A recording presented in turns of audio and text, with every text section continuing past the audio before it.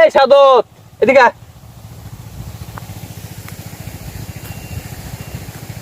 ঘুরতে আজকে রোদের মধ্যে ভাই ঘুরতে যা। আরে কাকা এখানে তো আলিশান বাতাস বুতাস, তুমি তো ভালো জিরাইতেছ। তাই কি অবস্থা তোমার? ভালো আছো তো না বর্তমান? তাই কি পড়াশোনা কিরকম চলতেছে বর্তমান? চলে যেমন তেমন, আবার চলে ওঠা লাগে। তাই পরীক্ষা তো দিলে ভালো হবে না? পরীক্ষা টরীক্ষা তাহলে হেডা আমি তো আর জানি না, আমি তো গবেষণা করে হেডা তো পাইনি। দূর বেড়াতে জানাস না মানে তুই কি পড়াস? তাহলে পড়াশোনা দেয় আমার জানি না পড়াশোনা। পরীক্ষা কি পাস করবে না ফেল করবে না? ভালো করে কও। পাস এখন তো ফেল তো ডেলি করি, এখন পাস করুম না না করুম হেডা তো আমার ব্যাপার না। তুই আমার সাথে শয়তান কি করস? আমি হইস করছি কি পাস ডেলি করি মানে কি ডেলি কি পরীক্ষা হয় নাকি তো ডেলি পাস করস? আরে ডেলি পরীক্ষা না হইলো, ডেলি তো মাইর মুট তো একটু পাওয়া যায় বাগার। পড়া না পারলে তো মাস্টার আমার এটা তো স্বাভাবিক বিষয়। মাস্টারে তো মারে, বাড়ি আইলে পরে মনে করো যে আরো ফ্রি ভাবে আছে কিছু। অন্যায় করলে তো পারবে অন্যায় করস কি? অন্যায় এখন অন্যায় করার ভিতরে পড়াশোনা বাদ দিয়ে চলে আসে। পরিস্থিতি হইলো তাও খেলানো মনে করেন খুবই একবারে ভয় লাগে, আতঙ্ক লাগে। দেশে চলে আইছি রাসেল বাইপাস সাপ, এখন এই পুলাটা যে কই গেল পুলাটার একটু সন্ধান নেই। ওর এক কোনা নেই, জোর জঙ্গলে কোথাও দোয়া যাইব না, সাবধানে রাখা লাগবো। আজকাল যে সাপের অত্যাচার আইছে, চরেতে চলে আইছি আমি এই খালি পুলা তালাশ করার জন্য, দেখি কোন জঙ্গলে গেল, তো আবার জঙ্গলে থাকে।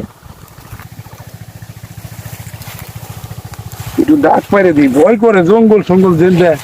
এ গেদা ওরে গেদা, না কোন অনেক তো দেখতেছি না, জ্বালাই বললাম। দেখি ওই গাছতলায় আসেনি।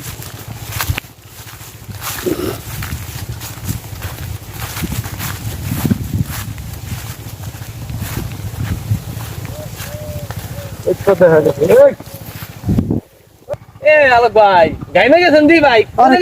হাতে আমি চরেতে চলে আইছি, তোমরা যে এই যে সাইড মধ্যে জোর জঙ্গল তার মধ্যে এসে এই যে বইছাও, তোমরা কি এলাকার পরিস্থিতি জানো?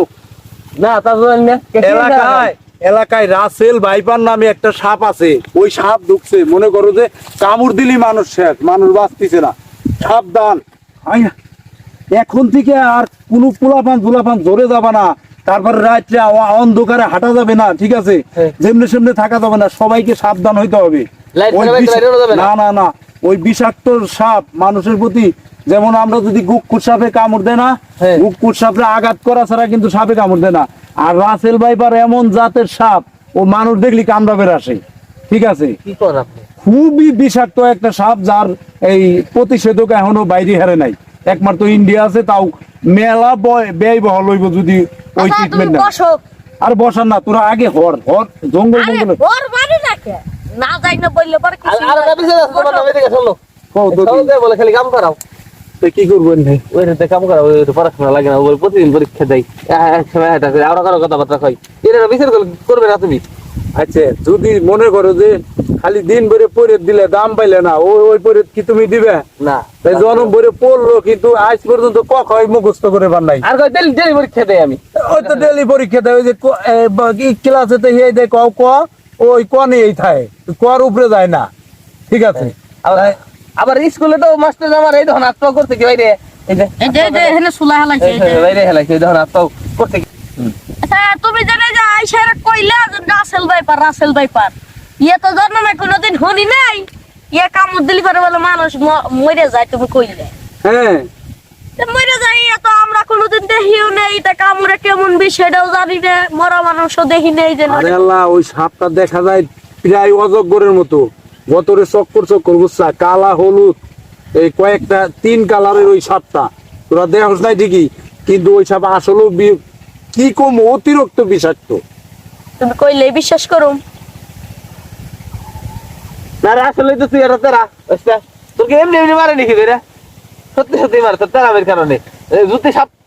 আমি তোমাদের কারো কথা শুনুম না, আল্লাহ যদি কারো না মারে, আল্লাহর হুকুম ছাড়া তো কোনো গাছের পাতাও নড়ে না, তাইলে পরে মনে করে যে সাপে কামড় দিব না, বুঝো নাই? বেশি পণ্ডিতি করে এই সমস্ত মানুষও, বেশি পণ্ডিতি করে, এই জন্যই অকালে মানুষ অকালেই মরে। তুমি তো কয়েছিলে আপনার কথা ঠিক আছে, এই চুপ কর, অনেক আসলে রাসেল ভাইবার আছে, বুঝছো? রাসেল ভাইবার সাত যদি না থাকতো তাহলে তো আইসে কইতো না। আর দৈনে বাইরে শুনতেছি আজকে স্তরে 5 জন মারা গেছে, রাসেল ভাই বারে কামড় দিছে। আমি এই জন্যই তো তৈরি আইছি। পরের পরিস্থিতি জানোস, কেউ ওই ধান কাটার পারতেছে না, কেউ ওই মাছ মারবার পারতেছে না, পাট নিরের পারতেছে না। খুব এটা দুর্ভোগ, মানে আতঙ্ক বাস করতেছে রাসেল ভাইপার। যদি কারো একটু কোন রকম ঠোয়া দেয় তাইলে সে মনে কর যে উপরে আর তার রিহাই নাই। টিকিট ছাড়াইছে টিকিট ছাড়াই একবারে কোনো রিহাই নাই। এই জন্য তোকে খুঁজ বেড়াইছি চালু করলো আজকে তুরা না, খালি এলাকার যত পোলাপান আছে রাত বিরাত চলবো না, সন্ধ্যার পরে অথবা আশপাশ দিয়ে কামকাজ ছাইরে এসে ঘুমাবি, ঠিক আছে? আর দ্বিতীয় কথা হলো জোর জঙ্গল যেখানে সেখানে বসা যাবে না, সতর্ক হয়ে বসতে হবে। অল্প করে খের বইরে নিয়েছে, তার ভিতরে পেঁচাই টাইর পারে।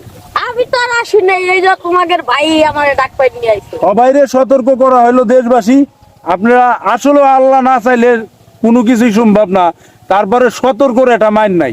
আপনারা একটু সতর্ক হয়ে থাকবেন। এই গরমের দিন আইছে, জোর জঙ্গল যেখানে সেখানে যাবেন না, এবং কি যেখানে